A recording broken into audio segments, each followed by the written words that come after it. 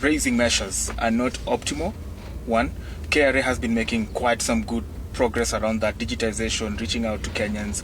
A lot more tax amnesty programs we have seen coming up, especially from the previous finance bills that have been passed, finance acts, I must mention. But what's the catch? How are we going to raise this 1.01 trillion Kenya shillings, given that we are also exceeding our runway as far as foreign or international debt is concerned? Yeah, actually it is 1.1 trillion, 1.11 trillion. That is the deficit that is being proposed or projected. Yes, there is still opportunities under revenue collection and domestic revenue mobilization because we still believe and we know that KRA is not performing optimally.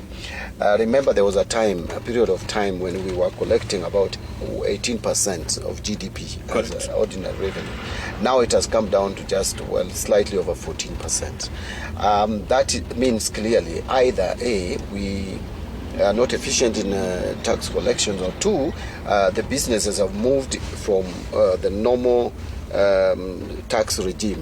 We must devise strategies of now collecting taxes from businesses which have maybe moved more informal or more digital. And that is why you see us talking about broadening the tax base to bring in people who have actually literally are supposed to pay tax and they're not paying taxes. But you see, the problem again in this country is when now you try to bring those people in and there is a lot of noise, and the noise comes from people who are not those other people. Those actually, it comes from people who are actually paying their taxes. But there are people who are not paying taxes and they try to cushion them, and I think that is wrong. We need to allow broadening of the tax base, bring everyone who is supposed to pay taxes. There should be no excuse or at all, because those of us, you and I, who are on payroll, we pay taxes. Correct. And we have no choice. We cannot even, there's no discussion. Correct. But there are people who also make even probably more decent income than what you make actually go scot-free. And that is one thing that we need to avoid. So we are working around that space. Looking at the finance bill today, you will see a lot of reforms in that line. And again, also, we are doing a lot in terms of administrative measures at the KRA to make sure that it becomes more efficient. But now, coming to your question about how do we plug this deficit, obviously, deficit can only be financed through two things, because that is the deficit after grants. You can only finance it through, actually, you finance deficit through one thing, that's borrowing. But the borrowing can be both domestic and external. Correct. External borrowing is not very certain. Correct. Now, first, Kenya has moved to a level where getting concessional loans from the multilaterals is becoming not easy, because they're looking at Kenya as a big economy. Yeah. We are not a struggling economy, so to speak. So the multilaterals are there, but they are not as we are not, that space is not so open to us, because they're saying we have the capacity now to go and get our funding through commercial borrowing. Now, the commercial borrowing, looking at the environment today, is not a very good option. The macros are not. The macros are not good globally. You know, when you have an environment with high inflation, an environment with the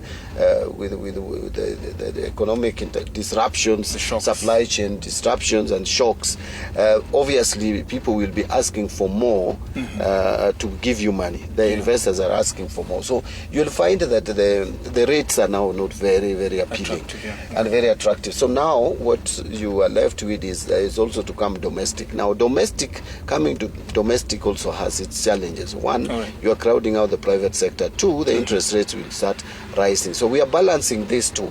And that is why you can see for external borrowing, we have only projected about 116 billion. And the rest is from domestic borrowing. But there are some negotiations that we are carrying out. I will tell you, we are a bit lucky that our discussion with the World Bank is progressing well.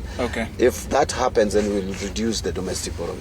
Great. CSA is little runway to go for external debt particularly, but we'll be engaging him shortly a lot more to discuss this. And of course, we'll get into the finance bill later on. Back to you, Eric, Mariam, and Philari.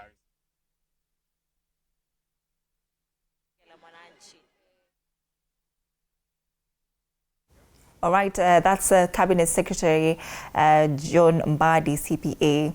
Of course, my colleague Mike Kagwongo is in the same car, bringing us up to speed with what the CS has to say as regards the 4.82 trillion shillings. Mnaambiwa msome hiyo budget kwanza, ndio mkuwe na opinion kadha wa kadha. But Brenda Muthoni will be joining us also to give us a link just right now. She will be traversing the streets of Nairobi. Atuambia wa Kenya wa Nairobi anasema VP what their expectations are and what they're looking forward to. She also has Wangari Muthoni on standby, and they will be speaking to a lot of Kenyans just to try and understand if they really do understand how significant this day is as far as spending is concerned. Brenda Muthoni and